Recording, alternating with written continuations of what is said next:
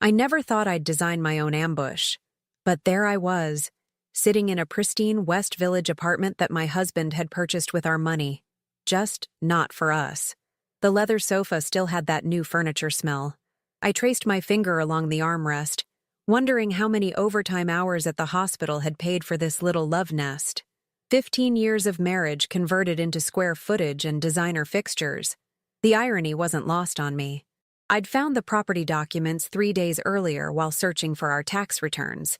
A separate LLC, payments from our joint investment account, and a hastily hidden key labeled office storage that absolutely did not open any office storage. The math wasn't complicated, so I did what any reasonable woman might do when discovering her husband's real estate infidelity. I made myself at home in it before he could. I checked my watch, 7:42 p.m. According to his calendar, Jason had a late client dinner tonight. Funny how his client dinners had multiplied these past 8 months. Even funnier how his cologne had changed, how he'd suddenly developed an interest in fitness, how his work calls now required privacy. I heard the elevator ding outside the apartment door. 2 voices, one male, one female, approached, laughing about something. I took a slow sip of the 18-year-old Macallan I'd found in the kitchen cabinet. His good stuff. The stuff he never brought home. Just wait till you see the view. Jason's voice carried through the door as a key slid into the lock. Worth every... The door swung open. The light from the hallway spilled in, silhouetting my husband and a woman I'd never seen before. Her hand was comfortably tucked into the crook of his arm. That familiar gesture I used to do before it became passé in our marriage. "Evening, honey," I said, turning on the lamp beside me. "Welcome home. Or should I say, welcome to your other home." The woman, petite, probably early 30s, with the kind of effortless beauty that requires serious effort, froze in the doorway. Jason's face performed a remarkable transformation from relaxed happiness to shock to poorly concealed panic in under 2 seconds. "Chloe," he managed, his voice strangled. How did you find the apartment you've been hiding from me for 6 months?" I stood up, refusing to remain seated like I was the visitor. "The better question is how you thought I wouldn't. You used our investment account, Jason. Did you think I wouldn't get statements?" The woman stepped back slightly. "Jason, what's happening? Who is this?" I extended my hand with exaggerated politeness. "I'm Chloe, the wife, the first property owner, you might say." "And you are?" "Megan," she whispered, not taking my hand, her eyes darting between me and Jason like she was watching a tennis match where both players were aiming at her. "Megan," I repeated. "Lovely to meet the reason my husband works so many late nights. Tell me, is the healthcare industry really that demanding, or has he been lying about his profession too?" "Chloe, this isn't," Jason began. "What it looks like," I finished for him. "Funny, that's exactly what my mother said when she caught my father with his secretary. Family tradition, I suppose." I walked toward the floor-to-ceiling windows overlooking the city. Beautiful view, excellent lighting, open concept, all the things I mentioned wanting when we were house hunting last year. I turned back to face them. "Remember when you said we couldn't afford an upgrade, Jason? I guess what you meant was we couldn't afford an upgrade for me." Jason finally managed to push himself into action, gently guiding Megan toward the door. "Maybe you should go," he murmured to her. "Oh no, please stay," I insisted. "You're as much a part of this conversation as anyone. After all, you've been living in an apartment I partially paid for." Megan's eyes widened. "You're married? You told me you were divorced." And there it was, the plot twist I hadn't anticipated.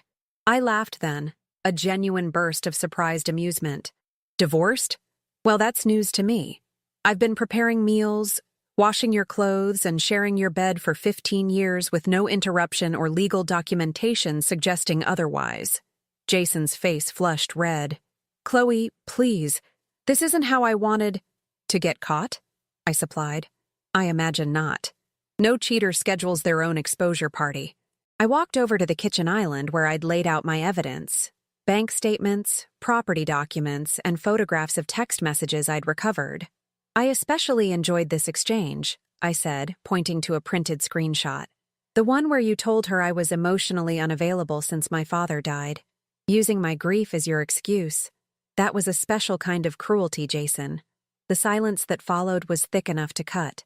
Jason stood motionless, caught between his wife and his mistress, looking like a man who'd just realized he was standing on a landmine.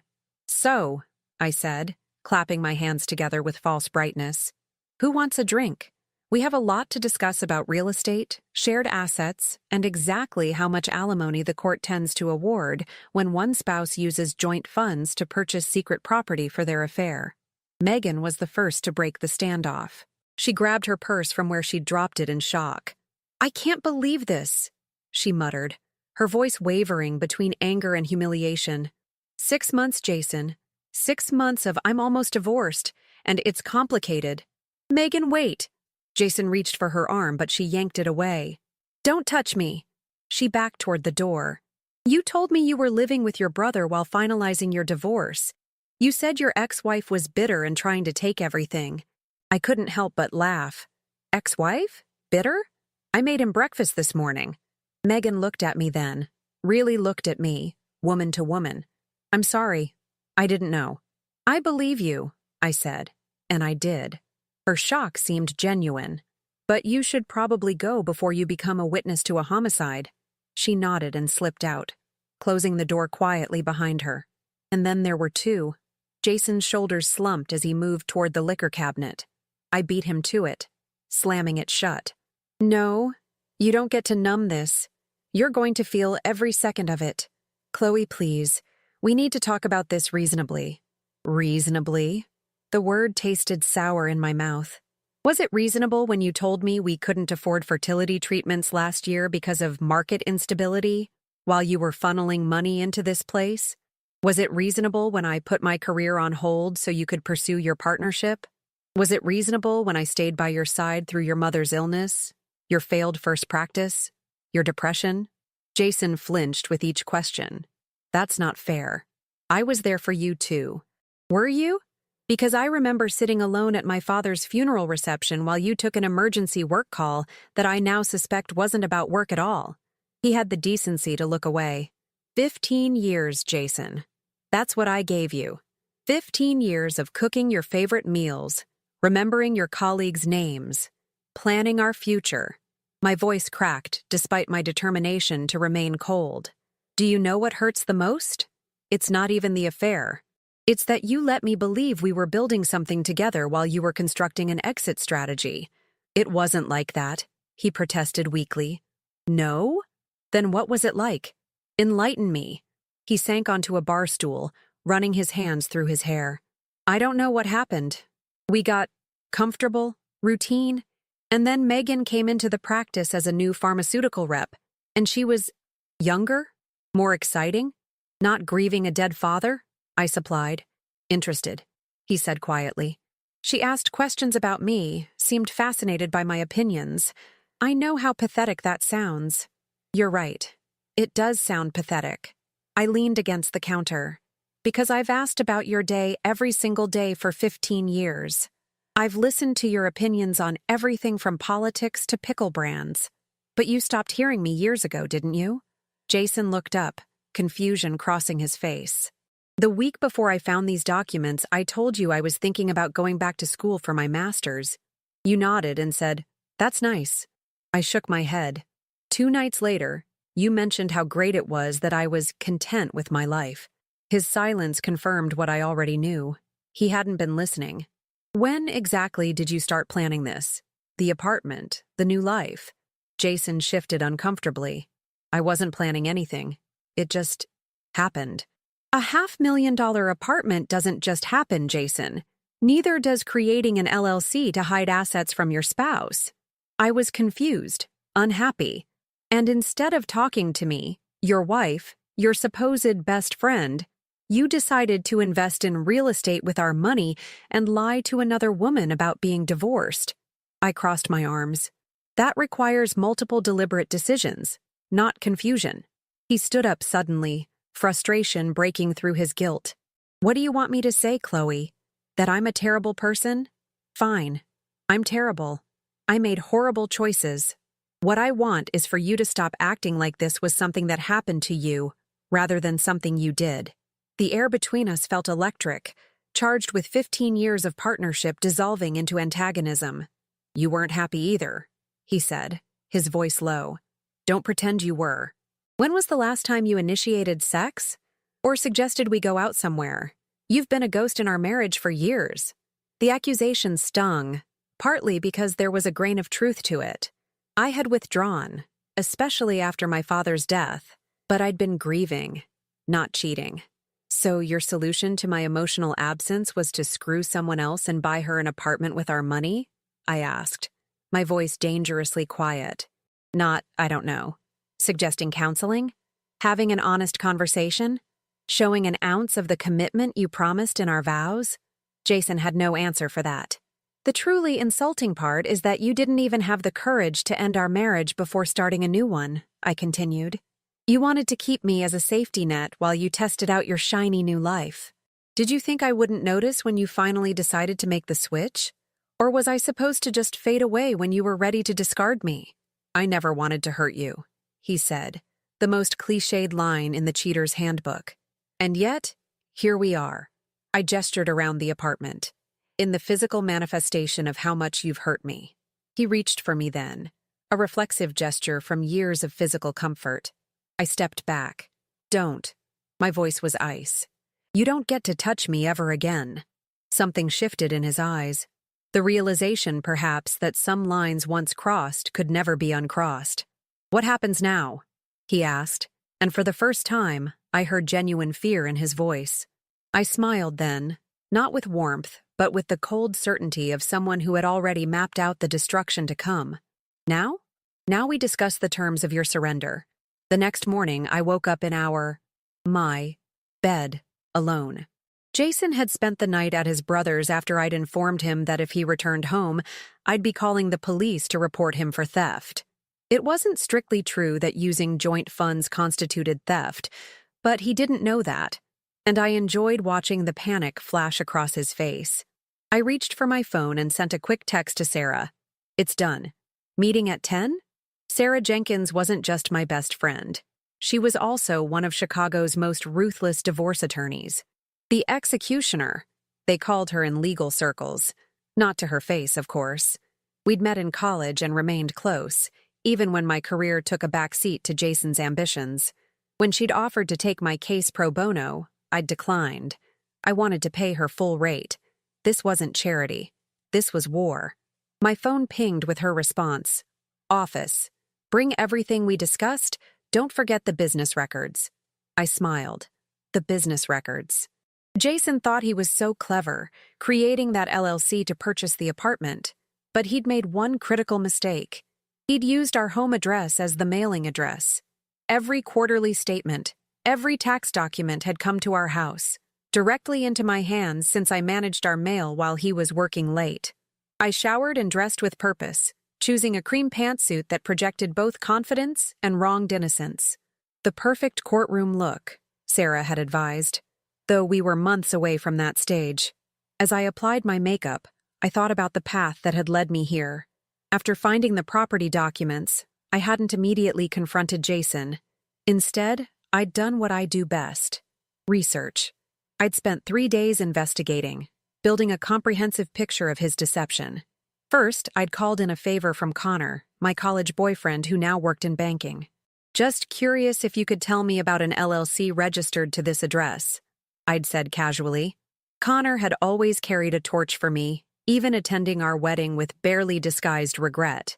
Within hours, he'd sent me everything. The LLC's formation date, 6 months ago, its purpose, real estate holding, and its funding sources, primarily our joint investment account. He'd also flagged unusual transfers, large sums moving from our joint account to Jason's personal account, then to the LLC. Next, I'd contacted the building management of the apartment, posing as Jason's assistant. Dr. Warren asked me to verify some maintenance details for the new unit, I'd said confidently. They'd helpfully provided the complete history of the purchase, including the dates Jason had visited for showings, all conveniently aligned with his supposed medical conferences. I'd even hired a private investigator, Sarah's recommendation, who had photographed Jason and Megan entering and leaving the apartment multiple times over 2 weeks. But my masterstroke had been something else entirely. 3 years ago, when we'd updated our estate plan, I'd insisted on a fidelity clause in our post-nuptial agreement. Jason had laughed it off as unnecessary, but signed it anyway. "It's just boilerplate language," I'd said casually, though I'd paid our attorney extra to craft language specific to our situation. The clause was elegant in its simplicity. If either spouse engaged in extramarital affairs resulting in financial impropriety, like, say, purchasing real estate for a lover, the wronged spouse would receive 70% of all marital assets, plus sole ownership of our primary residence. Jason had forgotten about it completely. I hadn't. I checked my bag one final time.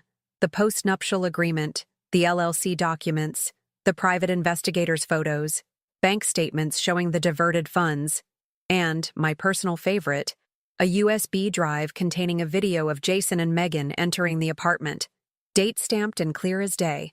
As I headed out, my phone rang. "Jason. What do you want?" I answered coldly. "Chloe, please. Can we talk about this? There has to be a way to work through. Save it for someone who still believes your lies." I cut him off. "I'm meeting with my attorney in 30 minutes to discuss divorce proceedings." "Attorney?" His voice rose an octave. "Chloe, don't you think that's premature? We should try counseling first. Work through—" "The time for counseling was before you bought a sex apartment with our retirement fund," I snapped. "And just so we're clear, I know about the money you've been siphoning from the practice too." That was a bluff, but his sharp intake of breath told me I'd struck gold. Mental note: have Sarah add professional financial impropriety to our investigation.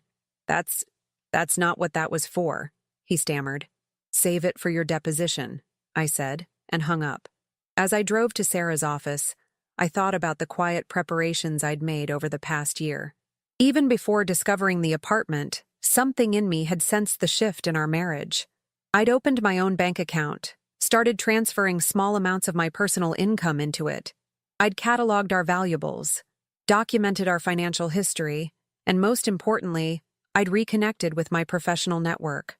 2 months ago, I'd interviewed for a position at the Art Institute's restoration department, my original field before I'd scaled back to support Jason's career. They'd offered me the job last week. I hadn't told Jason. It was my safety net, my guarantee of independence regardless of how the divorce settled. Sarah was waiting in her corner office, looking every bit the legal predator in a charcoal suit and red-soled heels. "You look surprisingly good for someone whose marriage just imploded," she observed, gesturing for me to sit. "I've been preparing for this possibility longer than you think," I replied, unpacking my evidence onto her desk. "Smart girl. Always knew you were the brains in that relationship." She picked up the postnuptial agreement and smiled appreciatively. "Ah yes, our little insurance policy. Let's see if he remembers signing this." "He doesn't," I confirmed. "When I mentioned divorce last night, he started talking about splitting assets equally." Sarah laughed. "How generous of him to offer you what the law would guarantee anyway." She examined the LLC documents next. "Using joint funds without disclosure. Classic financial infidelity. Courts hate that." "There's more," I said, sliding over my phone. "Check the texts he sent me over the past 6 months. Every time he was working late at the hospital, his location data shows him at the apartment." "You tracked his location?" Sarah raised an eyebrow, impressed. "Family sharing. He set it up years ago so I could see when he was heading home from work." I smiled thinly. Ironic, isn't it? For the next hour, we strategized. Sarah would file for divorce citing adultery and financial misconduct. We'd request an emergency hearing to freeze assets, particularly the LLC and apartment. Meanwhile, I would continue documenting everything and prepare to move forward with my new job. "What about the house?" Sarah asked. "Do you want to stay there or sell?" I considered the 4-bedroom home we'd purchased together, the garden I'd cultivated, the memories both good and poisoned. "I want to keep it," I decided. "Not because I want to live there forever, but because I want him to drive past it and know it's not his anymore." Sarah nodded approvingly. "That's my girl. Now, one last thing." She leaned forward. He's going to try to reconcile. Men like Jason panic when they realize what they're about to lose. He'll promise to change, beg for another chance. Are you prepared for that? I thought about the late nights I'd spent waiting for him, the fertility treatments he'd denied us while funding his secret life, the years I'd invested in a partnership that had been slowly hollowing out from within. I was prepared to spend my life with him, I said quietly. Now I'm prepared to spend it without him. There's no third option. Sarah reached across her desk and squeezed my hand. Then let's make sure you get every penny you deserve. As I left her office, my phone pinged with a text from Jason. Please come home. We need to talk. I can explain everything. I typed back a single response. I'm not the one who needs to find a new home. 3 weeks later, I stood in the kitchen of our home, my home now, according to the temporary court order, listening to Jason's increasingly desperate voicemail. Chloe, please. The bank froze the practice accounts. I can't access anything. My attorney says this postnup might not even be enforceable.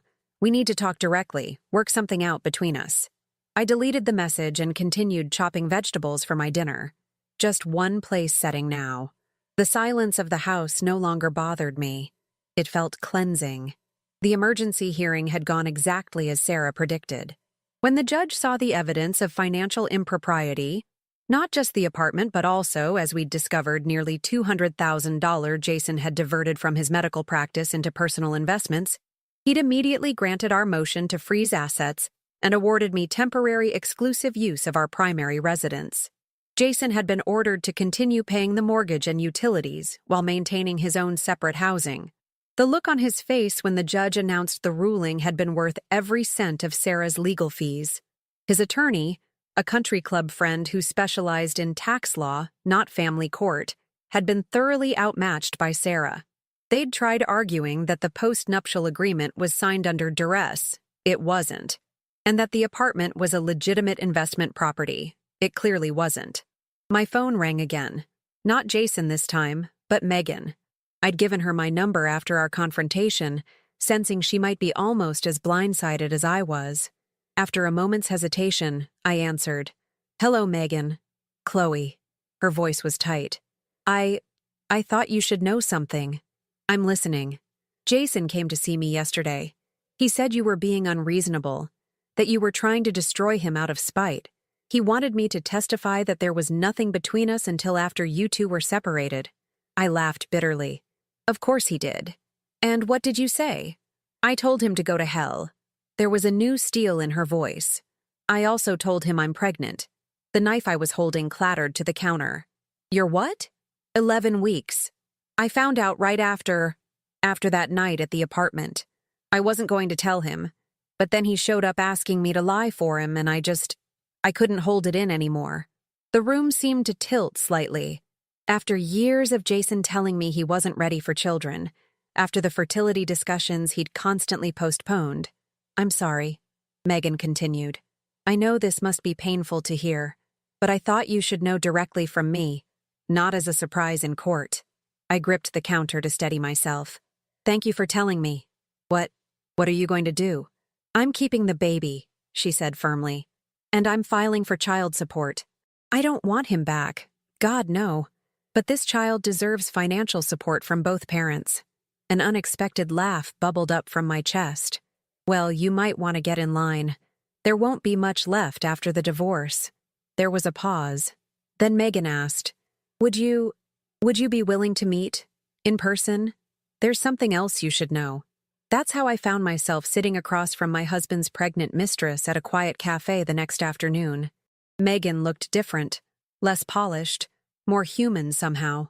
She pushed a manila envelope across the table. After Jason left my apartment, I started thinking about what else he might have lied about. So I did some digging. She nodded toward the envelope. Turns out your husband has a pattern.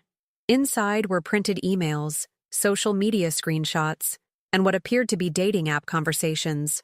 All from Jason, all with different women, spanning back nearly 5 years. It wasn't just me, Megan said quietly. There were at least 4 others that I could find. Most short-term, but there's one, Rebecca, who he's been seeing on and off for 3 years. She works at his practice as a pharmaceutical rep, too. I flipped through the evidence with surprisingly steady hands. Why are you giving me this? Megan sipped her herbal tea. Because he tried to make me complicit in his lies. Because he told me you were cold and unloving when I can see now that you're anything but. And because she placed a protective hand over her still flat stomach. I want my child to know I did the right thing, even when it was hard. I studied her face, searching for manipulation or hidden agenda, but found only exhausted sincerity. Thank you, I said finally. This will help. There's one more thing. She hesitated. Jason told me he's planning to claim the practice is failing, that he'll need to declare bankruptcy to avoid the settlement. But I've seen the books. The practice is doing better than ever. He's just hiding income. I smiled slowly. Now that is very interesting information. 2 days later, I sat in Sarah's office as she reviewed Megan's evidence. This changes everything, Sarah said, her eyes gleaming with predatory delight. Multiple affairs over years, not a one-time mistake. Financial fraud. Planned perjury about the practice's value. She looked up at me. With this, we won't just win, Chloe. We'll annihilate him. What's our next move? We request a forensic accountant to evaluate the practice. We depose these other women, and, she smiled wickedly, we invite Megan to our side of the courtroom. The following week brought the confrontation I'd been anticipating. Jason appeared on my doorstep unannounced, his normally impeccable appearance now rumpled and desperate. You have to stop this, Chloe, he begged when I reluctantly opened the door. The practice can't survive a forensic audit. Everything I've built will collapse. I leaned against the doorframe, blocking his entry. Shouldn't have built it on lies then. I made mistakes, terrible mistakes, but this vendetta will destroy both of us financially. His voice cracked. Don't you remember the good years? Don't 15 years of marriage mean anything? I studied the man I'd once planned to grow old with, searching for any remnant of the person I'd loved. They meant everything to me, Jason. That's why your betrayal can't be forgiven. Megan's pregnant, he blurted out, watching for my reaction. I know, she told me herself, right before she showed me evidence of your other affairs. The color drained from his face. What? Rebecca, Eliza, Sophia, Lauren. I recited the names like a litany. Did you think Megan was special? The only one who mattered enough to tell me about? He staggered slightly. Chloe, those were... Save it. I cut him off. Your deposition is next week, under oath. Think carefully about whether you want to add perjury to your growing list of terrible life choices. Before he could respond, a car pulled into the driveway. Sarah emerged, followed by a man carrying photography equipment. Perfect timing, I said brightly. The appraiser is here to document everything in the house for the asset division. You remember our wedding china? The art we collected? The furniture you insisted we needed? We're cataloging it all today. Jason watched helplessly as they approached. This isn't you, Chloe. This cold, calculating person. This isn't who you are. I met his gaze steadily. You're right. It's who you made me. As Sarah and the appraiser reached the door, I stepped back. You should go now. Your life is falling apart, and I wouldn't want you to miss a second of watching it happen. He left without another word, shoulders slumped in defeat. For the first time since discovering his betrayal, I felt no satisfaction in his pain, only a quiet certainty that justice was finally being served. 6 months later, I stood in the gallery of the Art Institute, supervising the installation of a newly restored Monet. My new position as assistant conservator had proven to be everything I'd hoped for, challenging, fulfilling, and completely mine. The divorce had been finalized 3 weeks earlier. In the end, Jason hadn't fought the terms. When faced with the mountain of evidence, the multiple affairs, the financial deceptions, the planned perjury about his practice's value, he'd folded completely. I received the house, which I promptly listed for sale, 75% of our marital assets, and ongoing alimony that would decrease gradually over 5 years as I rebuilt my career. Jason kept his practice, though the forensic audit had revealed enough questionable financial maneuvers to warrant a separate IRS investigation. The West Village apartment had been sold, the proceeds split according to the post-nuptial agreement. I never set foot in it again after that first night. The memory of sitting in that leather chair, waiting for my life to implode and transform simultaneously, was enough. Megan had given birth to a daughter 2 months ago. We maintained a strange, cautious friendship, brought together by shared betrayal, and now linked through a child I occasionally saw in photos but would likely never meet. Jason was minimally involved in his daughter's life, sending support payments but keeping emotional distance. Some patterns never change. My phone vibrated with a text from Sarah. "Drinks tonight to celebrate? That British curator you mentioned will be at Gibson's." I smiled.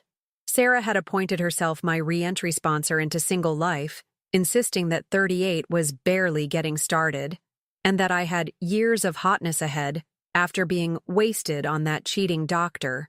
"Maybe," I texted back. "Finishing installation here. We'll let you know." As I directed the lighting technician to adjust the angle illuminating the Monet, I felt a presence behind me. I turned to find Connor, my college boyfriend, now the banking executive who had helped me uncover Jason's financial deceptions, standing with his hands in his pockets. "The rumors are true," he said, glancing at the painting. "You did get the restoration job." 6 months now, I confirmed, surprised to see him. "What brings you to the Art Institute on a Thursday afternoon? Business lunch nearby, but truthfully?" He smiled sheepishly. "I heard through mutual friends that you were working here. Thought I'd see if you might want to grab coffee sometime." I studied him. The familiar, crooked smile, the confidence that had always come naturally to him, the history between us that predated all the pain. "Coffee," I repeated thoughtfully. "Just coffee? For now." His eyes met mine directly. "I heard about everything, Chloe. I'm sorry for what you went through." "Thank you. It was educational." I turned back to the painting. "I learned what I'm capable of, what I'll never tolerate again." "That sounds like a woman who knows exactly what she wants," Connor observed. "Getting there," I admitted. "Some days I'm still finding my way." We stood in comfortable silence, gazing at the Monet, the way the water lilies seemed to float on the surface while concealing depths beneath. "So, coffee?" he prompted gently. "Not yet," I decided. "But maybe dinner, next month, when I'm ready." He nodded, accepting the boundary without question. "I'll be here when you are. No rush." After he left, I remained in the gallery, watching as visitors moved through the exhibit, each seeing something different in the same artwork. 6 months ago, I thought I knew exactly what my life would look like. 15 years, mapped out in shared dreams and unified plans. Now each day was uncharted, constructed entirely by my own choices. That evening, as I declined Sarah's invitation and instead walked alone through Millennium Park, I found myself stopping to watch a young couple arguing near the bean sculpture. The woman wiped away tears while the man gestured emphatically, his body language screaming defensiveness. For a moment, I saw myself and Jason in them. The early disagreements that I'd smoothed over, the red flags I'd painted white through compromise and concession. I almost approached them, almost shared my hard-won wisdom about trusting instincts and maintaining boundaries. Instead, I continued walking, letting them find their own path as I had finally found mine. Back in my new apartment overlooking Lake Michigan, I poured a glass of wine and opened my laptop to review conservation techniques for an upcoming project. As I worked, I realized I was smiling, not from happiness exactly, but from something deeper, the satisfaction of reclaimed autonomy. The apartment building's buzzer interrupted my concentration. The doorman's voice crackled through the intercom. "Ms. Reynolds, there's a delivery for you." Downstairs, I found a package with no return address. Inside was a small, exquisite glass paperweight containing what appeared to be a water lily, remarkably similar to the Monet I'd been restoring. A note accompanied it. "To new beginnings, when you're ready. No rush. C." I placed the paperweight on my windowsill where the morning light would catch it. Not a commitment. Not yet. Just a possibility to consider when the time was right. That night, as I stood on my balcony watching the lake's shifting surface under moonlight, I thought about the strange, painful journey that had led me here. The betrayal that had nearly broken me had instead forced me to rebuild myself, stronger and wiser than before. I hadn't just survived Jason's betrayal, I had transcended it. The woman who had sat waiting in that apartment 6 months ago, heart pounding with betrayal and rage, was gone. In her place stood someone new, a woman who had learned that the most important vows aren't the ones we make to others, but the promises we make to ourselves. To new beginnings, I whispered to the night, raising my glass to no one but myself. After all, I was the only audience that